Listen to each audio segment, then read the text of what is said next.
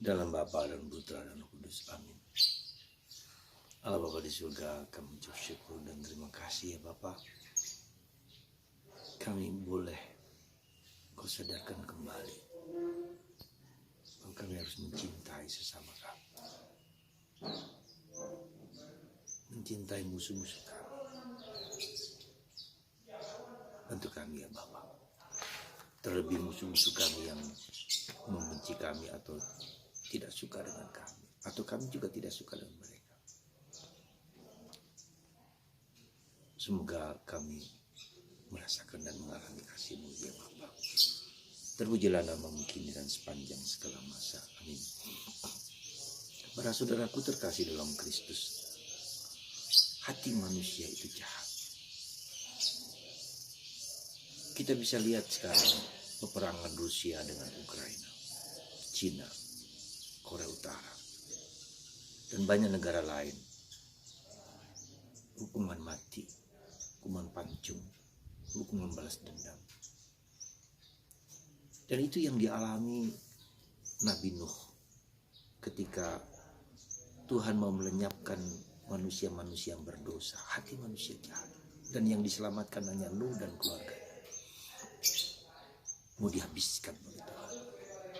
Sepertinya Tuhan menyesalan menciptakan manusia, tetapi akhirnya Tuhan tetap setia akan janjinya. Saudara, hari ini Yesus juga dalam Injil mengajak kita untuk lebih dalam mencintai manusia. Tuhan mengubah hukum balas dendam dengan hukum pengampunan, hukum memaafkan, hukum mengerti. Seperti Bapa menciptakan matahari untuk orang jahat, untuk orang baik, semua orang tanpa kondisi, tanpa syarat. Seperti Tuhan mencintai aku juga ada tanpa syarat. Dengan segala kelemahan, keterbatasanku, dengan segala keraguanku. Itulah perjalanan hidup relasi kita dengan manusia. Sebagaimana Bapa mencintai aku, demikian pun aku mencintai kamu. Dan siapakah kita manusia? Kita diajak untuk menjadi berhati Bapa. Maka saya ingat akan tahun Santo Yosef, ya, Cordia Patris, berhati seorang Bapa. Bapa yang menerima, memberikan segala sesuatu kepada siapapun. Jahat, jelek, benar, salah. Dan apa artinya kalau kita berbuat baik hanya kepada orang yang berbuat baik kepada kita, penjahat, pemungut cukai pun. Nah, sekali lagi saudaraku terkasih, saya mengatakan hati manusia itu jahat. Kalau kita disakiti, kita ingin balas dendam. Kita marah, kita kecewa, kita sedih, kita melakukan berbagai cara supaya orang lain itu menderita. Saudara, itulah maksudnya kenapa Tuhan menjadi manusia. Kenapa dalam bacaan pertama diingatkan Musa kepada orang Yahudi supaya taat kepada hukum Tuhan, hukum Taurat, ketetapan Tuhan.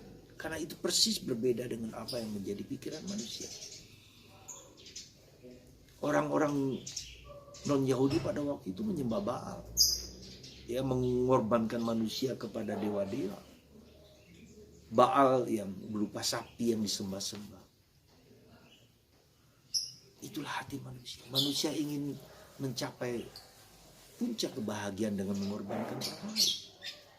Dan Tuhan mengubah. Maka Yesus dalam khotbah di bukit, ya, ketika semua orang balas dendam, tapi aku mengatakan, ya, kamu tidak boleh membunuh, kamu tidak boleh mengatakan jahil. Ya, dalam pikiran pun, dalam hati pun, dalam diri kita, semakin lama semakin halus ke dalam diri kita. Dan untuk itu maka kita harus menjadi seperti Bapa. Tidaklah kamu sempurna seperti Bapamu sempurna adanya.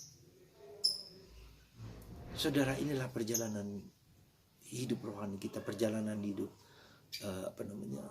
spiritual kita, perjalanan hidup moral kita. Jadi bukan hanya apa yang di luar nampak, tetapi apa yang di dalam.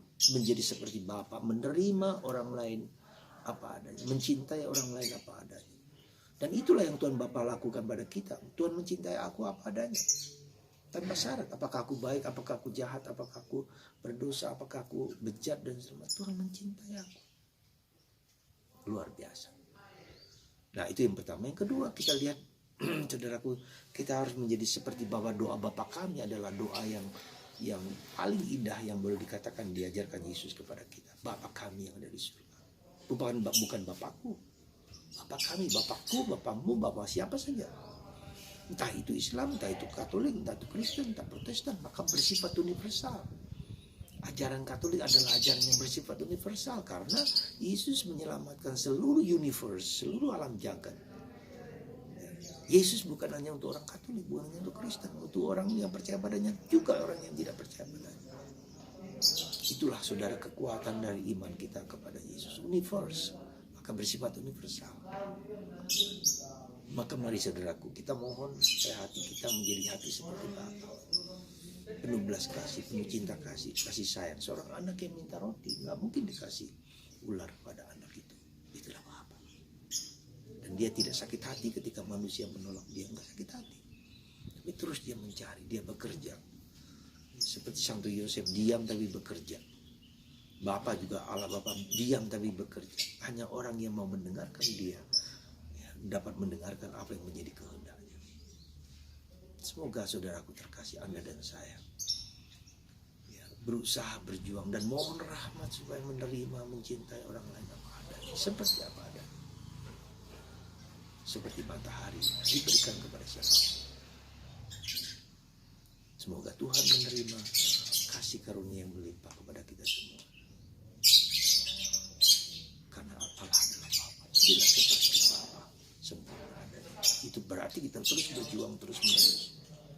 Ya, tak pernah putus asa, tak pernah tunduk menyerah. Proses kita untuk proses berjuang dan mohon rahmat antara rahmat Tuhan dan perjuangan kita. Terus seperti kita mendaki gunung Tuhan, ya, dan di puncak itu bersatu dengan Tuhan dan harus melepaskan segala sesuatu bertemu dengan Tuhan sebagai Bapa. Aba ya Bapa, kata Santo dalam doa roh yang berdoa itu.